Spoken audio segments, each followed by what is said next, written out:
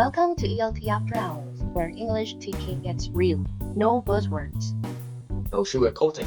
Just two teachers unpacking what actually happens between theory and the classroom. I'm Zoe.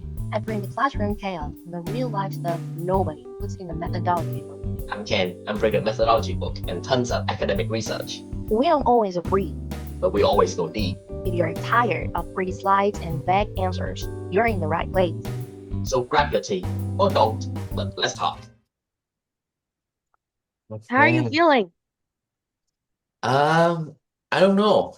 This is the first time doing, some sort of podcast, so really don't know Yeah, what to expect, and just hope that I don't mess things up.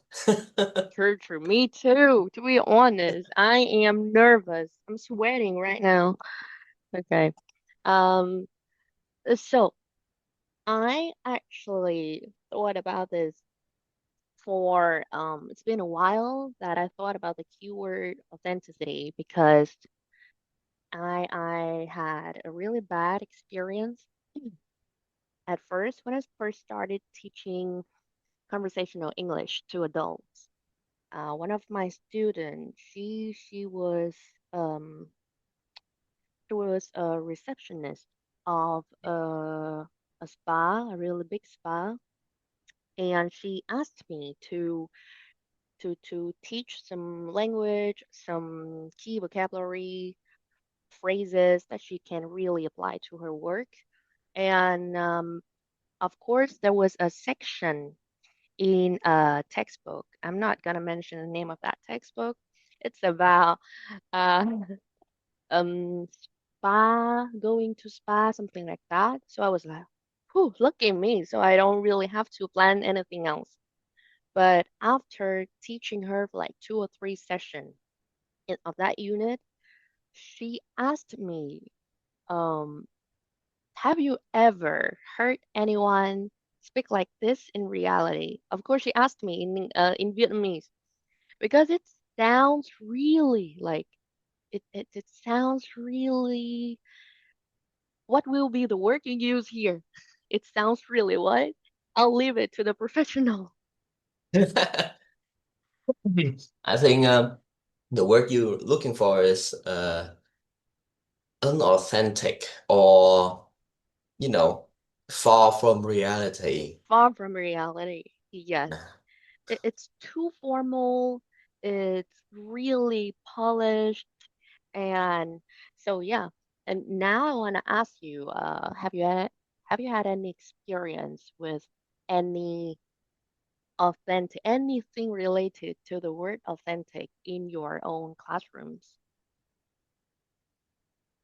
Well, I think authentic a lot. Uh, mostly because I bring stuff into the classroom, whether it is in, the video, the audio, real stuff that I brought into the class. So most of them, like students, are like, I see that in my real life. Like, I know about this. So I know how to say about it. But sometimes, especially like during the very beginning of my teaching career, I would say like I use textbook heavily, and sometimes having the background of, I absorb a lot of pop culture reference from the US, Yes. and I know how they speak, how they act, and how they express themselves. And I see, those ideas got translated into the textbook and say, it's not really what they would say. Like no one, like no one in the US, even my friends, I ask them like, uh, how do you say hello? Or how do you come up to another person and try to introduce yourself and say, just come up to them and say, hi, I really like something. Trying to find a common ground first, and not in the textbook. The textbook just say, hey. I would like to introduce myself. My name is something something, and something not something that you would see you know, movies, but not just any movie, but very generic movies. When they Yes. just try to get the idea of, hey, this is how people introduce themselves. Hmm. And in fact, it's not. So, you know, having those thoughts in my mind back then, I really want to do something a little bit more real, just a little bit of my materials. And, time goes by and here I am today, always have something cool or something in real life for my students to discuss in the class. So, you know, Yeah. yeah. Yeah, true, true. Especially talking about self-introduction. I see a lot in many textbooks. My name is Foong. How are you? How old are you? Seriously, do you approach someone and ask them how old are you? It's so weird to be honest. And even like I used to teach teenagers. He once had a very small talk with his aunt's husband, who is an American or something. And so at that time he was like 7 or 8 years. No, no, no, grade seven. He just started learning with me, and he approached the the the husband and asked, "How old are you?" So he got like a very small lesson of you shouldn't ask this, especially to the ladies, blah blah blah blah. Oh my gosh. So yes, I can't resonate with it. But yes, talking about materials because you just mentioned materials. I think in our field, authenticity is often like packaged with native sounding materials or maybe simply materials from outside the textbook. But in real classrooms, especially in Vietnam, in our market, this is my opinion. I think students don't resonate with those contexts, to be honest. Even if we use the word authentic materials. For example, let's say we are teaching the topic my last vacation, um, and then you picked a very random video or a reading passage about Louvre Museum in Paris. How many of your students can understand and know that museum? To be honest, I had this context, I had this situation because it was me. When I first It's, started using authentic materials, I just, I was really interested in finding stuff online. It was fun, actually. So I just picked up a review, a reading passage of the museum, and then I brought it to class, and my student was like, huh? What's this? Where is it? What? So, and they have more questions. They are more curious about the destination, and it's not about the language anymore. It's just I think it's more confusing for our students. What do you think about this? uh, actually, I have 2 points I want to share with you.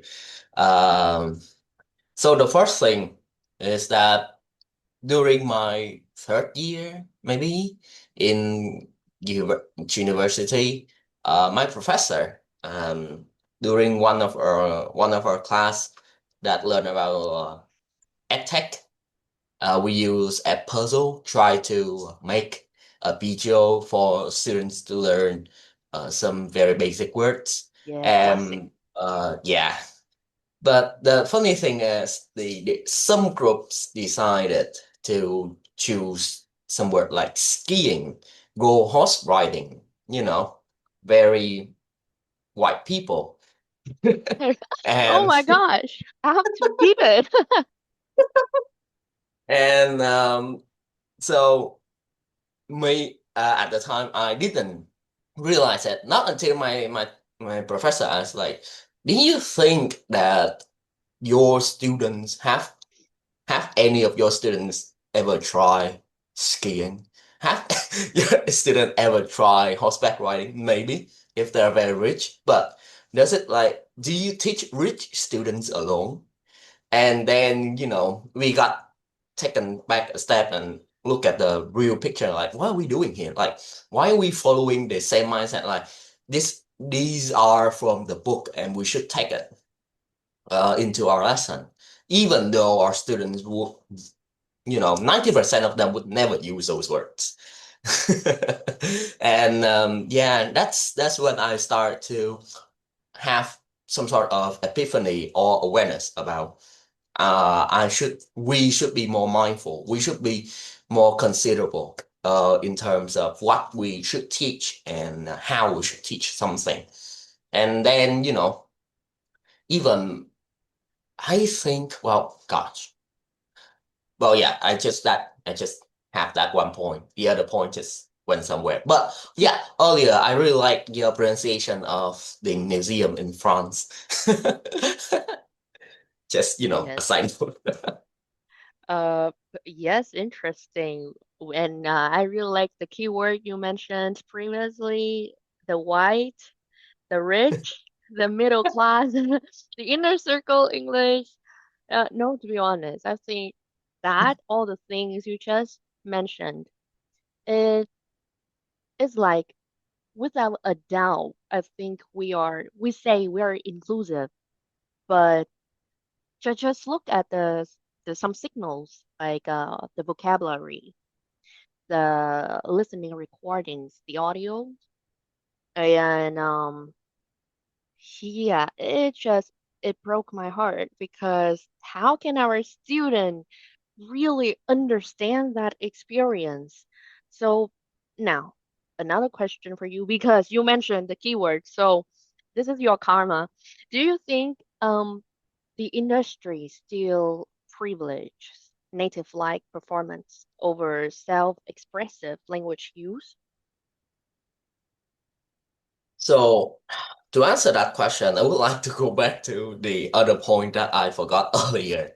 Uh, I think I was trying to say that also one good reason for, you know, the one good reason for all the books they use, vocabulary very unrelated to the students they were trying to teach is that the mindset of the one who make the books. Usually we forget that to learn a language, you need to learn the culture. So we kind of like ignore all overall. So what we end up is that having some very unrelated words, some never use structures, or even like some ideas that students would never understand or like wrap their heads around like why, you know. And I think that's the big part of it. When they make textbook or even when teachers, we teach on the class, we teach like, oh, why do we teach this? Because, well, it's in the syllabus and you need to study this. But then we forgot to ask ourselves really like, how can our students use this? How can this be translated into the real life context? Just the same word skiing or go horse riding, when. But yeah, back to your question. What was it again? uh, Thanks for the. Okay, anyway, do you think the industry still privileges native-like performance over self-expressive use? Yeah. So I think yes. I think that it's just the idea that because native like native things are easy to quantifiable or easy to quantify. So That's why, they need some sort of standard when making a book, when making a test, when making a lesson. So they say, you know, you would be native if you speak like these things. We don't care if you ever use it. But if you can, say it out or write it out, you're good. But then because of that, they forget about how or why students need to do that. Some of the times lead to learn helplessness. But because also I think the reason like self-expressions and the idea of self-interest is very, how to say, lackluster, is because they don't know how to quantify it. Mm-hmm. Like, because it's very difficult to personalize the whole scale of marking, a scale of standards for those books, for those tests. So they say, like, let's just take an easier approach and do this. And they put the pressure on the teachers. So it's up to you. You know, these will not be on the test. The one you teach your students to express themselves in their own way, naturally, will not be on the test. But you have to teach it because it's your conscience. And if you don't teach it, well, you know, you still go to bed, have a good night's sleep, like nothing happened. Because it's not on the test. It is true. It's true and it's fair. I think it was a fair talk of you to explain like why are those things have to be appeared on textbooks, but it's it's also unfair for teachers. Uh, to be honest, it's unfair for the teachers. Like we always have to balance between what we really, really want our students to get and what we really have to teach them to deal with the test. It's so unfair to be honest. And uh but okay, so that was about teachers. I just suddenly I thought it was also unfair for our students too, because especially Vietnamese students, a lot of students, I only teach adults now, but and a lot of my students, they always feel bad for not sounding like someone they heard on um, any podcast or a listening audio in the textbook. They always feel bad for it. And I think it's going to be a long run to educate our students that you don't have to sound like any of them. And also to explain to our students about their identity when they speak another language. Sorry. Yeah, when they speak another language. Yes, it's not just about teaching language anymore. It's about, I think it's about teaching who gets to sound smart in English and who gets to sound like them in English. What do you think about identity? The keyword identity. Do you think authenticity and identity should go together? Like, should they be a couple or something? So, to answer your question, I think it's best for us to look at the history of what does it mean to be authentic. Exactly. So I have done some research and I found an article from the Hong Kong Institute of Education and from Dr. Lam. He lists out quite something about the history of, authenticity or at least authentic learning.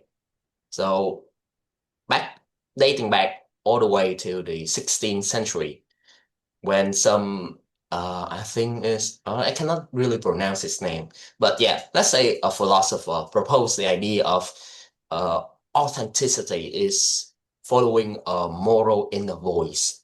So from that definition alone, from that statement alone, we know that authenticity is not the responding of the surrounding environment, but rather how the environment helps us to bring out our inner self more. So that's the first idea of being authentic back in the 16th century. And then, couple more years forward, more philosopher like Rousseau, he further supported the initial idea when he said that moral sense and authenticity should be regarded as the voice of nature within ourselves. So, and the next century comes in and they say they strengthen the idea of everything that you do being measured or not shall be taken based on creativity, authenticity, and originality. So again, another, a big thumbs up in the idea that you are only as authentic as yourself allow you to be. So that's the whole hoopla of history of authenticity. So yeah. Yeah. Um, and like when we look at the history, not just about the history in ELT, but the root meaning of authenticity. You mentioned philosophy. I also remember a keyword, being one's own, being one's own. I think from Heidegger. Sorry, I can't pronounce his name too. Yes, I remember it, his keyword being one's own because I talk a lot about identity, and yeah, to me, being one's own is your identity. And here too, even in ELT, I will talk about authentic. Um, Now let's say authentic learning. It's about meaning making.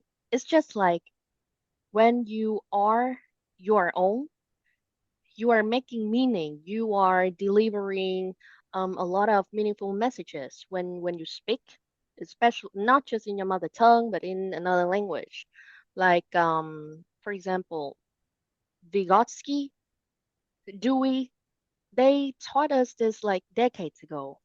But and yeah, for me, authentic learning is when students create, connect, and like they have hands-on experience to solve problems, but they're using English to do all those things. It's simple like that. And what's your okay. If we So if we take yeah, please. yeah. So sorry to interrupt you, but before we move on to another question, I think there's something that you raised up, but we didn't really go through it. So it's that the idea of why students believe that sounding like native speaker would makes them feel better. Or like they always try to say like a bowl water A or is bowl, yeah. cheesecake in it. Like I have a lot of British friends that I would love to make fun of them for that. And in reverse, they would sometimes they poke fun of my accent, my Vietnamese accent. But I think like the misconception, there's two reasons for the idea of students who believe that that their accents needs to be all of those people from those countries to sounds good, to sounds authentic. And one of the reasons is that no teachers, have taught them what to do or what is authentic. So the first time, so through their, media feed, they see like, oh, some people say that shadowing is a good technique to practice their, I will say their pronunciation, their intonations, sort like that. So they watch movies and they follow like series of, my God, Friends. I hate that show. Me You too.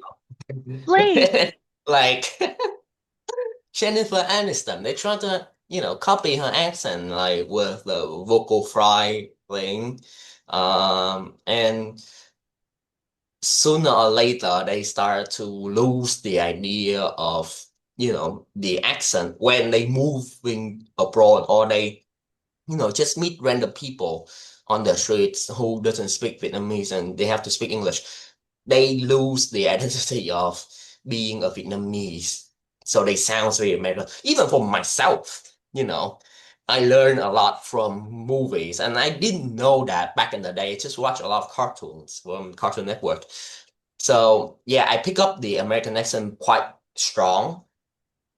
So I speak like an American, some of my friends say. So also I need to practice back to my Vietnamese English accents a bit more.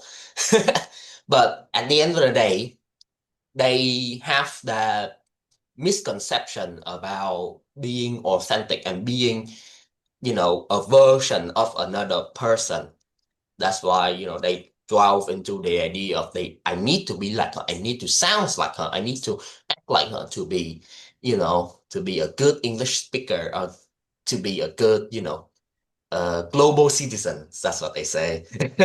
Global uh, citizen. yeah.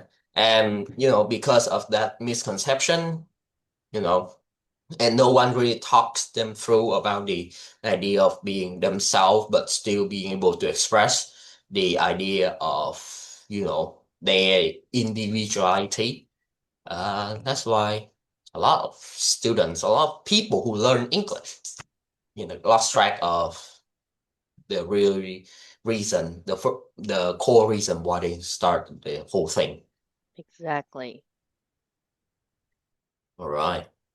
So yeah, I just really hate the show Friends. We're gonna Yeah, be let's start the bashed because conversation of like this. But me too. I can't stand it, to be honest. There was a time like in Vietnam, people talked a lot about friends, and there were so many things, so many posts, uh, and they recommend English learners to, okay, watch the show, learn that. it, learn the language. I mean, like, no, there were some students, they asked me to review and use that series in my teaching, and I was like, okay, I'll try. So I watched like one or two episodes and no, too cringe. Sorry. No, it's definitely not for me. But Yeah. and I am also like you, but not Cartoon Network. I watched Disney Channel. I used to be a Disney Right. princess, to be honest.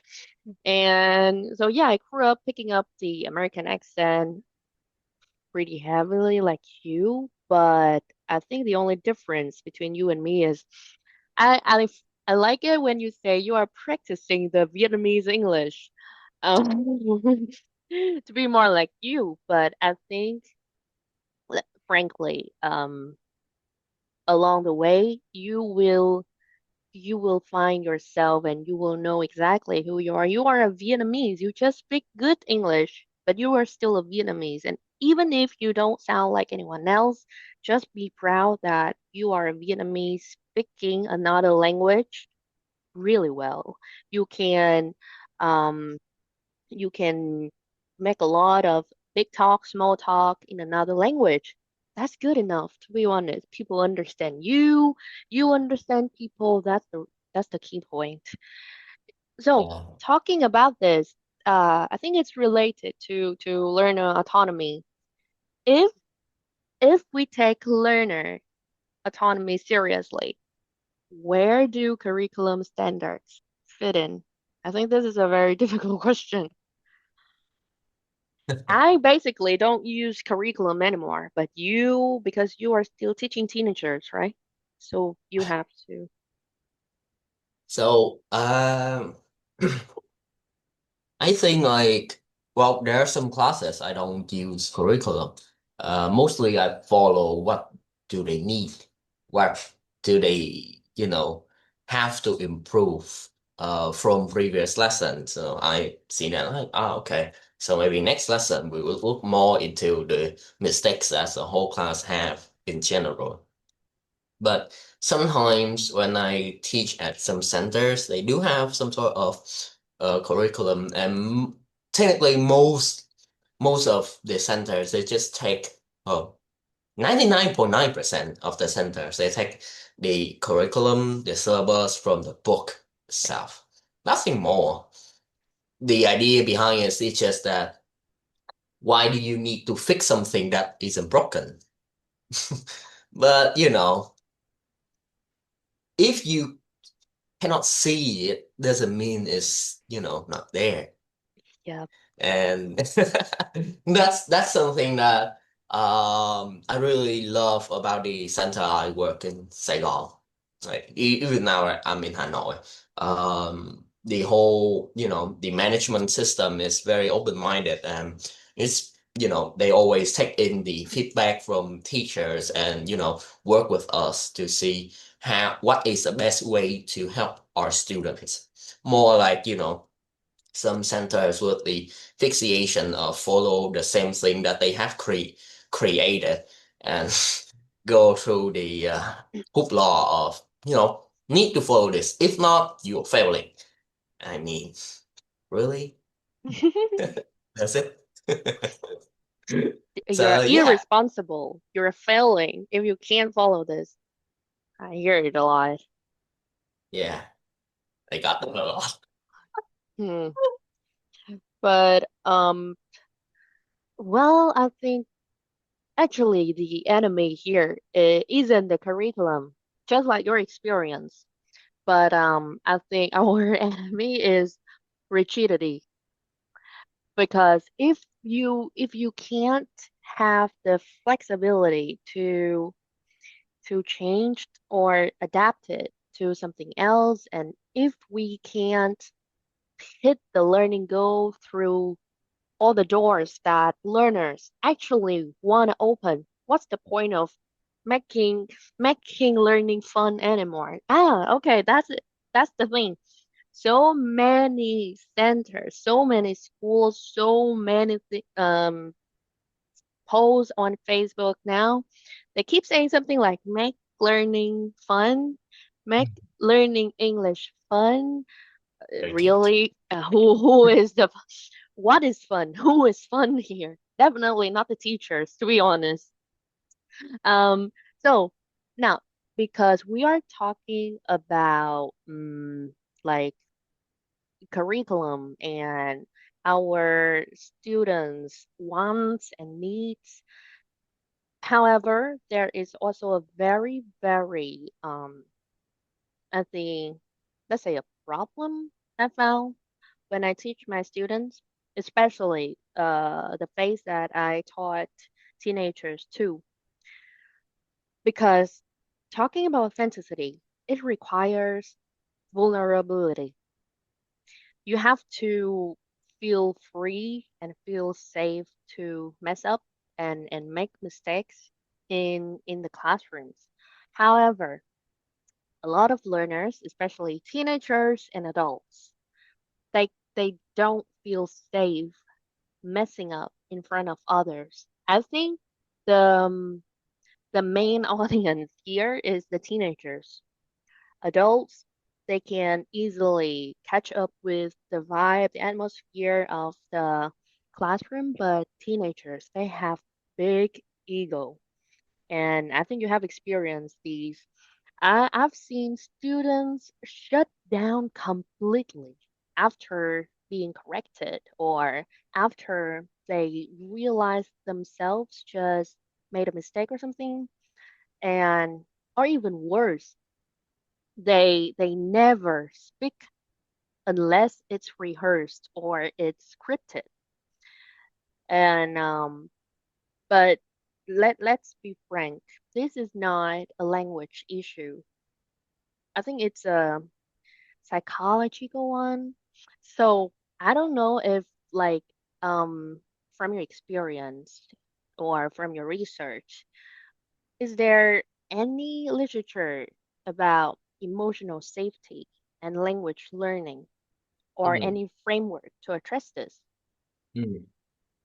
Well, I think, we don't need to track in the literature review or the concept of vulnerability within the classroom to, answer the question. I think 90% of the reason why students are shy or they are quiet inside the classroom is just because of the way how they were brought up. You know, as an Asian student, they, from the very beginning stage of their life, they were told to listen to the adults. They were told to not to say how they feel, but they have to conform to the norm.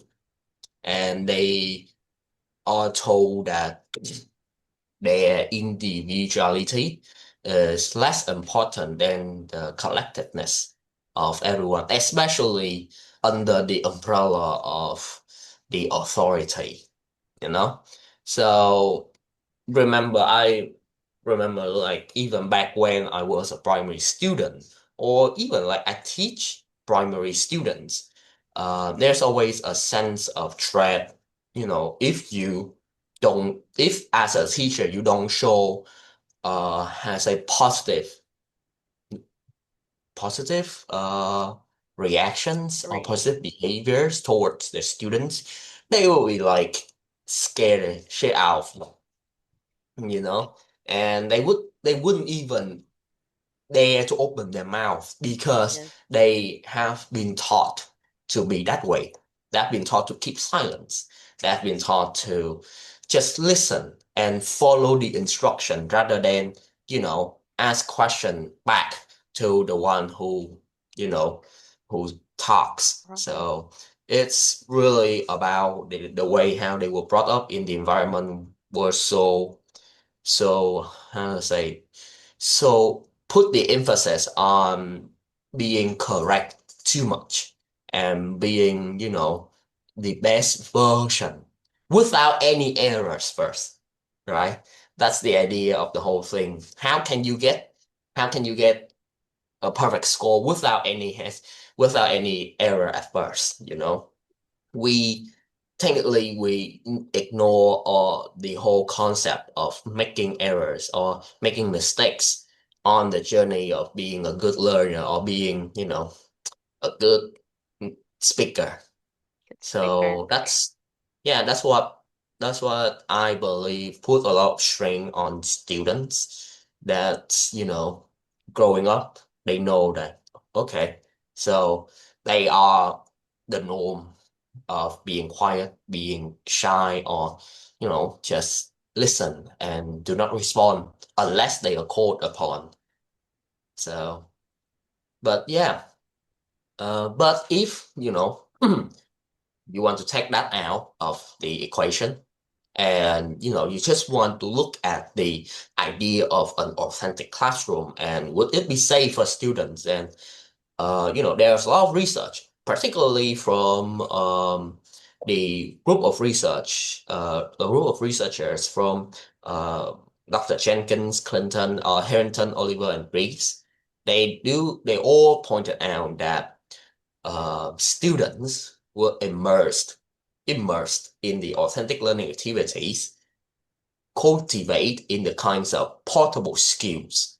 So what we were trying to say is that now in this way of, classroom, they know that they need to make mistakes. They know that they are allowed to make mistakes because it's real life. In real life, everyone break up.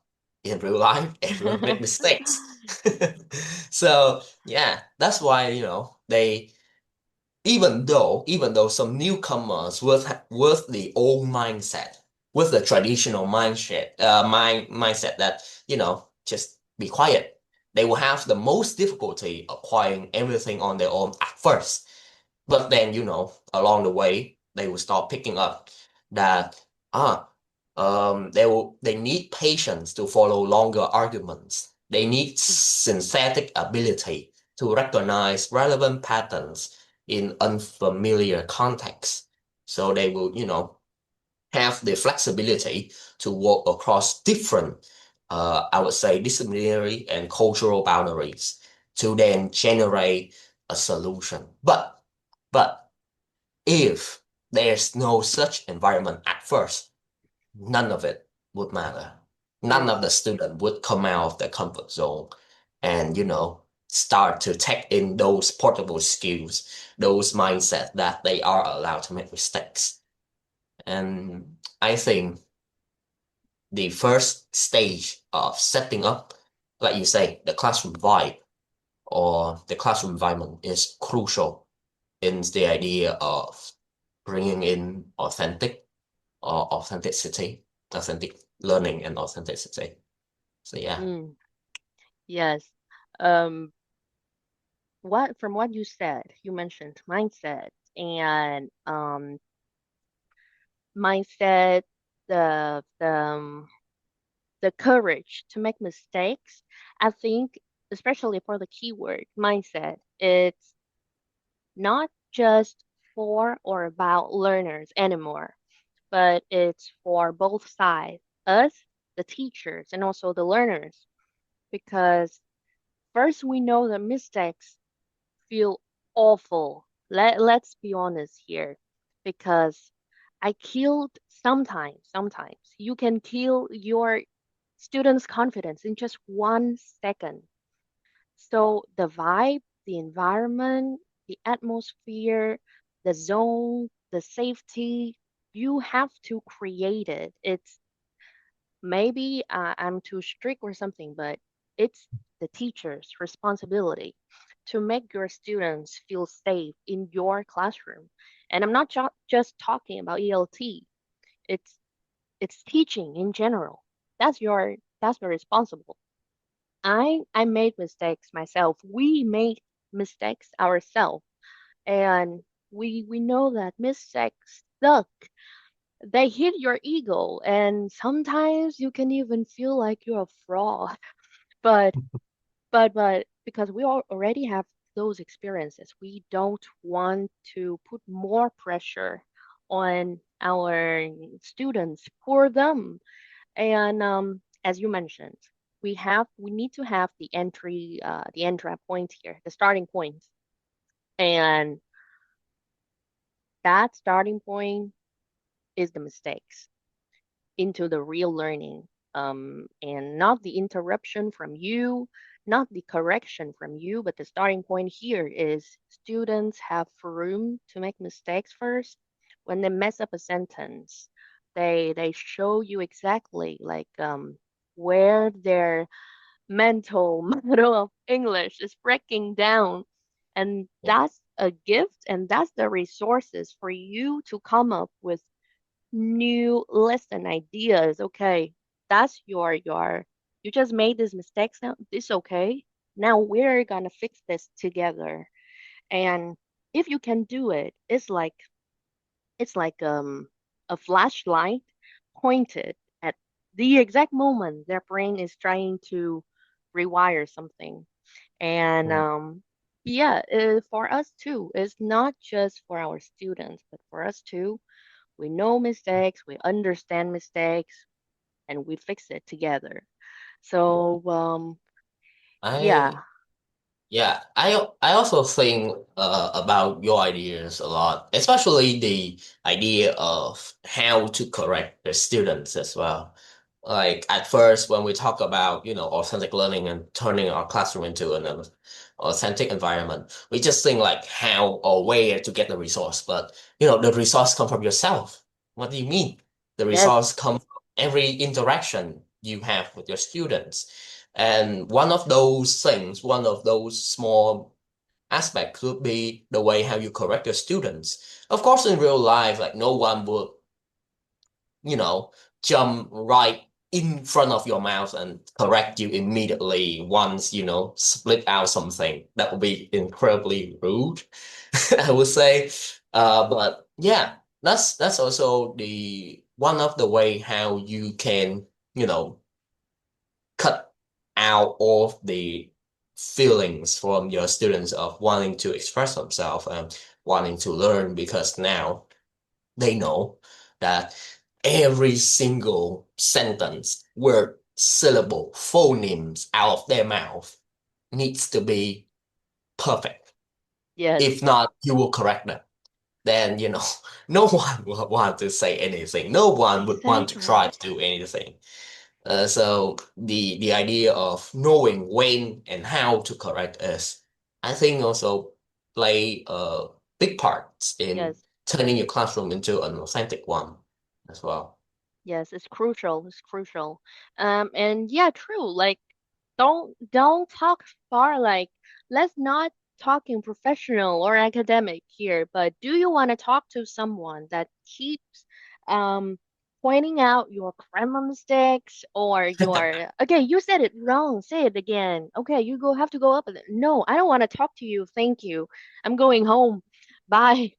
Uh, and that's authenticity, to be honest. It's not anything big. It's not a strategy, but it's the value of your classroom.